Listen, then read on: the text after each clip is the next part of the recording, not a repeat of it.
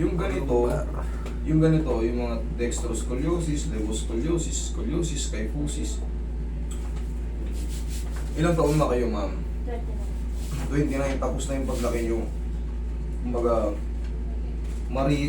kumbaga, iyan kunyari, sample, 10 degrees cove, angle cove.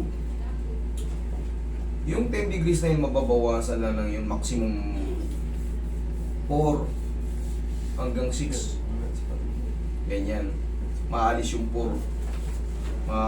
Pero hindi ka makakabalik. Hindi talaga yan may straight. Pero kadalasan kasi yung may mga ganitong yung may mga ganitong likod, umuurong yung isang paa, mabilis mangalay, ganyan ang pakiramdam nyo.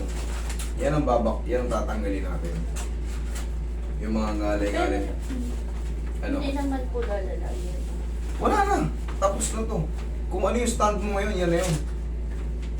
Pag yung sa mga reset, ang tulong na ng mga reset, mga bone setting, siyempre, ang kaang ng likod mo, lulugutok lahat yan. Hindi na Tapos, po kasi ito pantay. opo, yung spine nyo, hindi pantay. Yun na yun. Kumbaga, siyempre, tapos na yung paglaki, 29 na kayo. Hindi na yun madadagdagan. Mababawasan pero hindi na yun madadagdagan. Yan na yun. Hindi na kayo yung iniisip mo kapag tumatanda, gaganon. Hindi na. Wala ka nang dapat ikatakot dyan. Maximum na yan. Kung ano yung likod mo ngayon, yan eh. Oh, yan o. Buti nga sa'yo. Hindi ka gaya ng iba yung talagang nakalutang, hindi ba nakakita ka na kung Inaano ko po lagi. Pagka pakiramdam ko tumagano na ako. tignan mo yung paa mo. Mangyayari talaga yun. Kasi nasasanay tayong minsan slouch position talaga. Alam mo yung pag nagsiselfone tayo, kasi sinusundan natin likod natin eh. Hindi natin napapansin na ganun tayo. Kaya minsan, natutupi na ako. Higa ka. Higa ka. Sige, straight lang. Magre-reflect kasi yan dito. Ayan o, tingnan mo. Mas maliit to. Ayan o, okay? Kahit hindi ko yan hawak, tingnan mo. Diba? Pero kaya nating pantayin yan. Pero upo ka muna. Unahin na natin pababa tayo. Reset ko yung mga ganito.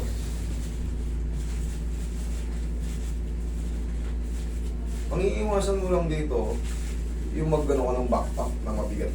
Yung mga mahilig ka ba mag-backpack? Very good.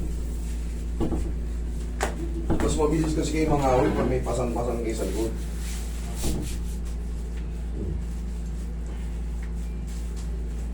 Pero kung mga ilang notebook lang naman at makeup, okay lang. Pero kung laptop, tapos mga kung ano-anong libro, sigurado, gawit ka talaga. Wait lang, tanggalin natin. Baka malaglag.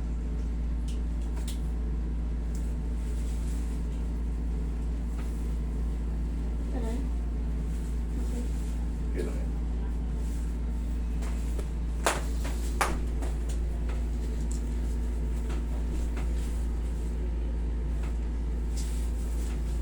Relax lang.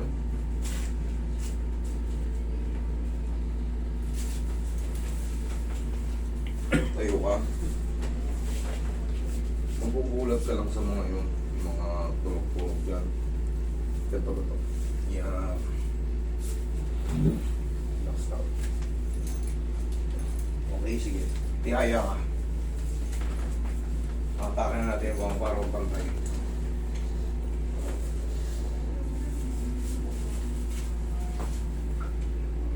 Relax na. Pumutigasan. Yan, tambutang mo lang.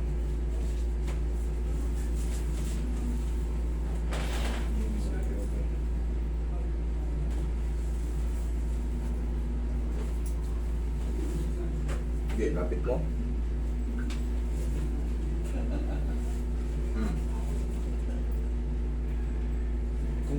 Pantay na. Kanina nakaganon eh. Ngayon, pantay na. Sa gilid ka. Madali lang naman yan. Magugulat ka lang.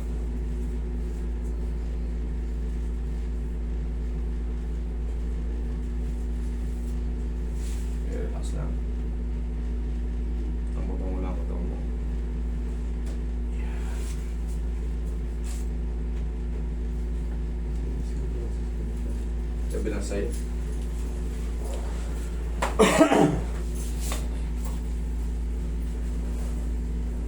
Taga saan ba kayo to?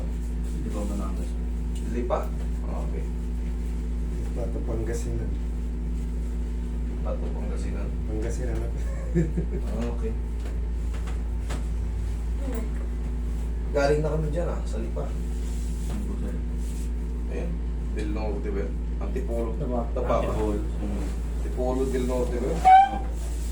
May batelik. Ayan.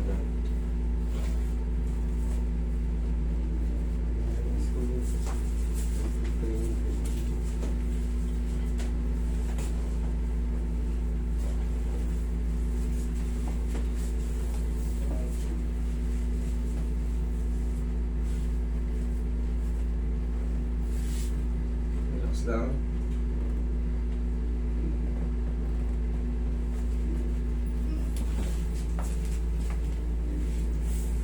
Kalog ka naman.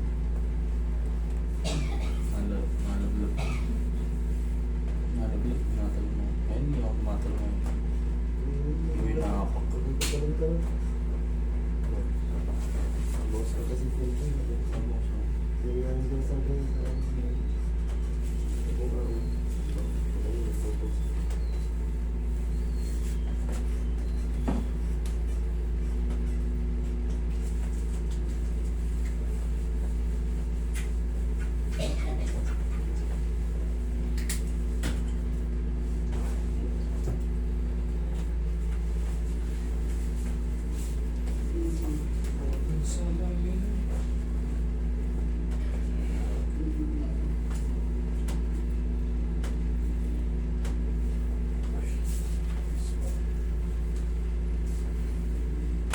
Masakit na naman ba tuhod mo? Ikaw? Mamagawa. namamagalan. Pero hindi ko masakit. Mamaya-maya daw. Para makanta. Ihaya. Yung kami niya.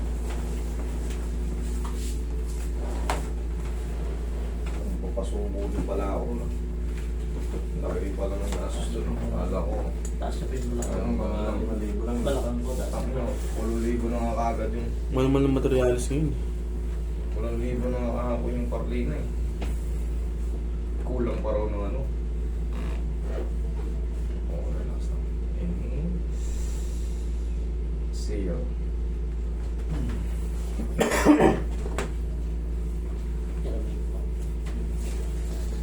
Ngayon, yung ganyan, tsak lang. Ganyan pa, yung ganyang sitwasyon ng likod mo. Pag nare-reset ka, gaganda yung pakiramdam mo. Sisi. Mag-iipon ka na naman yan, mga ilang taon siguro bago sumama. Maliban na lang kung talagang nakabuhat ka o nadulas ka. Yun yung mga delikado. Yung madudulas ka masasaba. Kasi mas mabilis makompress yung mga may likod na nakatagilid. Pero yan, sabi mo, lalala pa ako. Hindi na.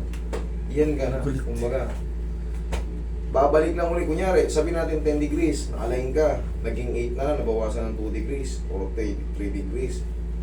Maaring bumalik ka lang ulit sa 10, pero hindi na yan lalagpas sa 10, kahit umidad ka. Magkakaroon ka na ng problema dyan. Kunyari, nag-pregi ka, nabuntis ka. Siyempre, torocolumbar yan. Ibig sabihin ng torocolumbar, thoracic lumbar part. Siyempre, pag nagbuntis ka, mas prone ka sa back pain. Okay, upo. Mas masakit yung likod mo kumpara. Siyempre, yung straight ka, di ba? Pag nakita mo, pag nabubuntis, talagang, lalo pag 7, 8, 9 na, medyo talagang ngawit yung balakang yung mga yun. Mas lalo kayo mas mangawit kung kayo ay may problem sa spine. Pero, babalik din naman yun. Pag nakapanganak kayo, palipas na kayo ng isang taon, yung full recover na yung katawan, bago kayo magpa-reset. Kasi hindi yan basta-basta nire-reset pagkabagong panganak. Kasi weak lahat ng mga piyesa ng katawan nyo. Kailangan yan at least 10 months pataas para hindi kayo masasaktan pagka in-adjust yung katawan nyo. Siyempre tayo mga Pilipino naniniwala tayo sa binat, nabibinat. Yan. Pero yung tanong mo kung lalala pa yan, hindi na. Kumbaga, yan na yan, tapos na yung paglaki mo. Pero kung pumunta ka dito, mga 15, 16 yan. Hindi ka pa tapos lumaki. At medyo may ganun ka na, 20 degrees, lalaki pa yun.